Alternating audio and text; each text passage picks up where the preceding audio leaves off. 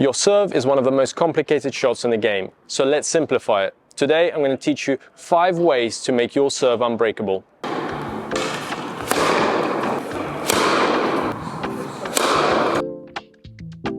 Get ready to take your serve to the next level using the correct grip, perfect ball toss, easy to learn technique and positioning with effortless timing and rhythm.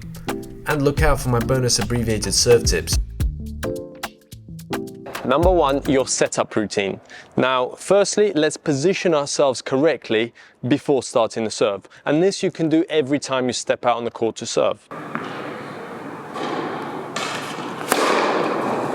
So when I'm serving onto the juice side of the court, I want to be maybe 1 step away from the middle. So I give myself a nice space there. I still have a good angle to go into on the other side. And this is where I want to be.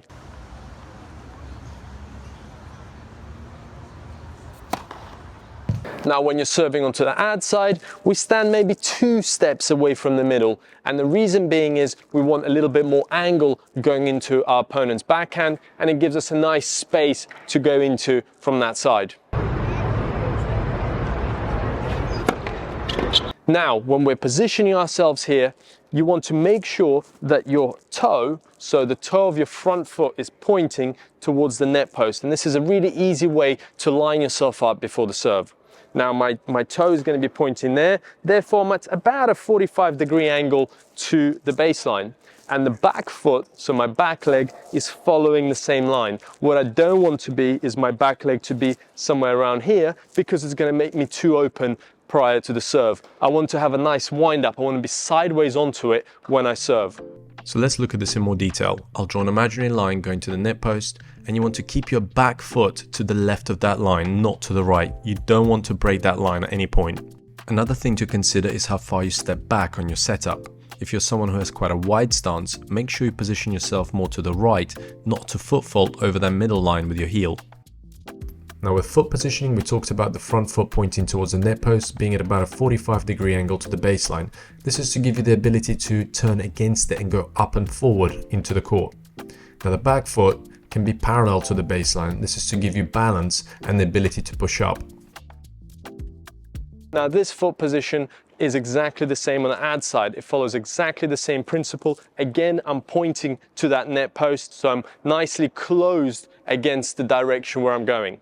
Incidentally enough, when you are then tossing, this also helps you with the toss, because I can actually line up my tossing arm so that the hand I'm going to toss the ball up with, it can line up into that direction as well, which makes this really easy to follow and remember. So every time I step up, you have a few checkpoints. My toe pointing to the net post, my back foot in line with this toe, and now my arm is going to toss the ball in exactly the same line. So here you can see a nice line there going to the net post. I've lined up perfectly here and I'm ready to serve.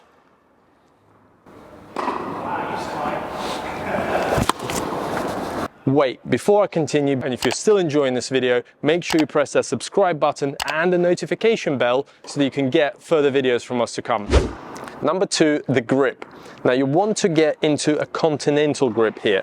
This is where if you get your V shape here with the hand, you line it up so that your racket, you're almost holding it like a hammer, like this. Make sure that your index finger is going a little bit, there's a little space here between the fingers, so you don't want to do it like this, a really tight fist, because this is going to be difficult to release and relax.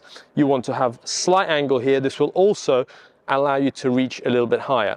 Now, the chopper grip, or the continental grip that I'm showing you here, is perfect for the serve. But as you know, if you're used to serving like this, if you're just starting out and it's a little bit more difficult for you to serve, because obviously as you throw the ball up with this kind of grip, you end up going like this to the ball, which you'll feel like you're applying a lot of slice to that ball. If that's happening to you and you're unable to make a good contact, this is probably because you're lacking that wrist pronation, or the rotation of it, so you're not getting the full part of the ball. It could also mean that your ball toss is a bit too low. Now, if that's happening to you, you can also start by going a little bit off this grip, so you can be in an Eastern forehand grip. Now, this is, as you're starting off, eventually you want to get into this continental grip. But if you're just starting out, this could be a good grip as a starting point, because you're not opening up like this, and you can still start to feel a little bit of pronation here, but it's actually becoming a lot more easier to do so. So if I throw the ball up here, I can actually get a nice contact here. It becomes a little bit easier for me to do that, to show the strings to the ball, because essentially that's what you want to do when you toss that ball up. Show those strings to the ball to get a nice contact. Number 3, your toss and body position. The toss, we could even call it more of a placement rather than a toss. You want to place that ball up, make it easy for you to hit that ball when it's there.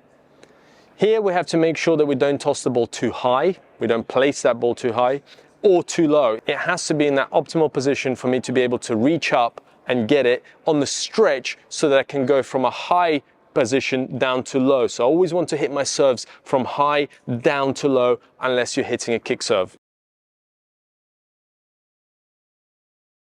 So now how do we hold the toss? So many times I see players struggling, the ball toss is going everywhere and they're not able to hit a serve consistently because of that toss. Now an easy way to remember how to hold this ball, and this will make a huge improvement to your toss.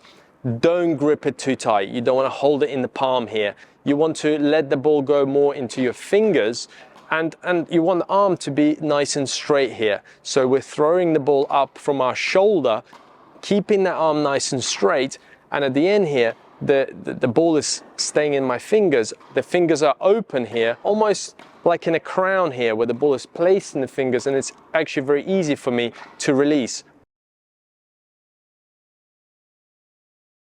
I'm keeping my hand as still as possible. I'm not doing anything else with my wrist. I'm simply opening those fingers and allowing the ball to naturally fly out as my hand reaches this optimal position. It continues going up as if I'm placing it onto a little platform there at the top. I'm placing the ball onto the platform, and what I'm trying to do, if you have a good toss, if you've done it correctly and you can test it yourself, is when you're tossing that ball, see if you can make the ball not spin, so there shouldn't be much rotation going on. As it's going up, it's going up nice and still, up and down. So I'm releasing and it's not doing too much rotating. If you've not done it properly, if you flicked it, you're going to have a lot of rotation there and it's going to affect the direction of your toss. So now that we've mastered the ball toss, it's time to get our body synchronized with it. So what I want to get into a nice trophy position where the players like this, unlike the normal trophy, you're not trying to get into this. So make sure that you are getting into this trophy position where your left shoulder here, your left arm is pointing all the way up. You have a nice L shape here between the top of the arm going all the way down, creating an L here with my arm. Notice how my left shoulder is now above my right shoulder. And this is the perfect position to be in, because when I hit the ball, I'm going to change that around. I'm going to have to hit with my right shoulder being above my left. And it allows me to involve a lot of my obliques and get my hip involved in the action. Number 4 is timing and the loop behind. So timing of the toss and your body is vital to getting a good serve here. So I see a lot of players tossing the ball, going down with their legs and going up to toss the ball. Now the ball is a light object. It doesn't require your legs to toss it. So try not to involve the legs. You're trying to toss the ball with just the arm. So as you're doing this, as I toss the ball, I want to be on the back of on my back foot. And as I go forward, I then toss the ball. I see a lot of players being already here, tossing the ball, and then they have nowhere else to go. So you want to start on the back foot here. Notice how my toe here is up. So my left toe is up, so I'm on the heel here, and as I go from my back foot, my arm will then drop. So with the toss, you want to go down, then up, and this ensures a nice, consistent toss. You don't want to just wait here with the hand and then toss the ball, because you're going to struggle to get a consistent toss. It's almost like I'm drawing the line of where that ball is going to go with my arm. So now that I've got this, I'm going on the back foot. I then throw the ball up. At the same time, my arm starts to go back. So it looks like this. And I'm getting into that nice trophy position. So the timing is back to front, back foot, front foot. And notice how when I'm on the front position and now the ball is up, I'm now on the toe with the back foot and I'm fully stationary on my right foot. Now this works with both the platform stance or the same way as you toss the ball up, if you're doing the pinpoint stance, at this point I would move my back foot in to then propel myself forward with it. But let's not complicate things too much. To start off, you can start with the platform stance and see how well you do. See if your toss is in the right position. See how balanced you are when you're doing this. So you can start to actually practice your toss going down, and notice how I go down as the ball is going up. So as the ball is released from my hand, I'm now going down with my legs. So the ball's going up and I'm going down. Then as the ball starts to drop, I go up to reach that ball. So now that we're in this position, in that trophy position, we have the loop behind. And this is important because this is where your racket accelerates, and this is where we get all the power on our serve from, as well as from our legs, of course, and our body. This is the opportunity for the racket to carry some momentum into the shot. You can think of it as like two pendulums. When I'm doing it here, I've got a pendulum, so I'm nice and relaxed. I can even do it with two fingers, so it's nice and relaxed, pendulum. Then when I get here, there's another pendulum where I release the racket. So it goes from here to being released here. So it goes back and release. I see a lot of players going very tightly down and they're unable to carry speed through the stroke. You can do the whole move with holding just with your fingers. Look. As the racket is going back, this pendulum here allows me to get power, to get the speed of the racket head to go up. So it's almost like it twirls around the back. It goes from here, from my left shoulder down to my right. And at this point is when my right shoulder and my right elbow is then going to go forward and up into contact. So you have to synchronize this. So as this racket is dropping this way, my then elbow is going up towards contact, and it creates a nice loop behind, and it can be really effortless. You don't have to manufacture that loop because you're going to lose speed here. You want your arm to be nice and relaxed, and it's the top of the racket, the strings, that is what's going to be carrying the speed into contact. So it looks like this. Now, the important thing to remember is this motion never stops. It may slow down here as you reach the racket here. You want it to be nice and relaxed and loose here as it reaches up, but it doesn't stop. A lot of players I see either stopping here or pausing here, and they're losing that momentum, the speed of the racket, and this is what you're going to need to hit the shot. Now, a lot of players struggle with maybe getting this bottom part of the racket. They struggle to synchronize their arm and their hitting arm, so the toss and the hitting arm. So if you are one of those players, you can start to do one of two things. You can either put your racket here already, so you know you're going to have to reach here, and then you toss the ball and you're already in this trophy position, and all you have to think about is dropping and hitting. So it looks like this.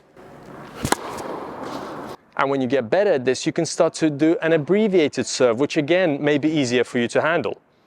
This is players like Roddick, players like Monfils like to do this kind of serve. So this is where you don't go through the bottom part of the pendulum, but you go from here straight up. So it becomes a lot quicker on the way up. So you're not having to do the whole bottom part, and you can get into this trophy position a lot easier. So it looks like this.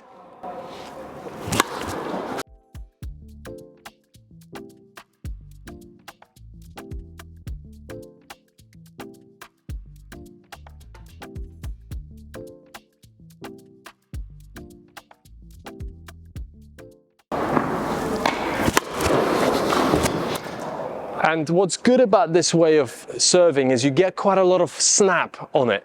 Because you're not letting your arms come out too far, everything feels quite compact, and you get quite a lot of wrist snap, quite a lot of power on those serves.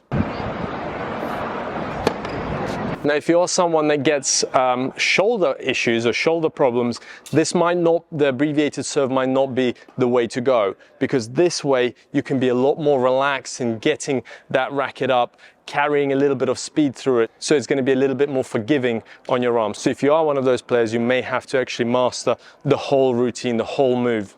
But for now, play around with it and see which one suits you most. And lastly, contact, the most important part of that serve for consistency. What you want to do is get a nice flat racket face to the ball, especially if you're just starting out. Don't think about doing any slices where you hit the right side of the ball or top spin, kick serves. Just simply try and get a nice flat contact towards your target. And this happens with pronation. So a lot of coaches will discuss pronation. What is it? It's simply you opening up your wrist. So you're doing this as you're hitting the ball. So supination is this. So I'm in a supinated position as I drop the racket, and then I'm pronating the wrist this way in order to open the racket.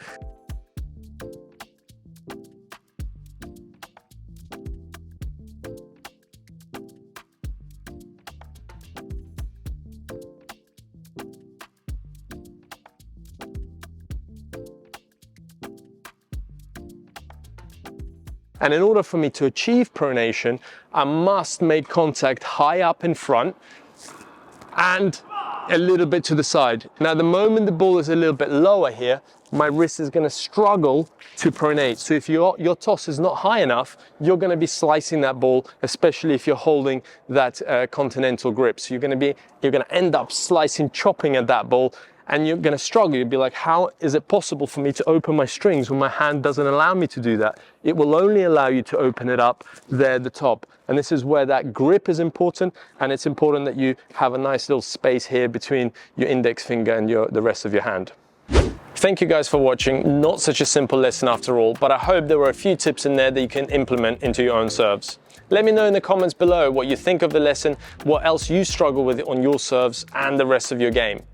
Make sure you've subscribed to the channel, press that notification bell with that all settings enabled, and I hope to see you soon on our next video.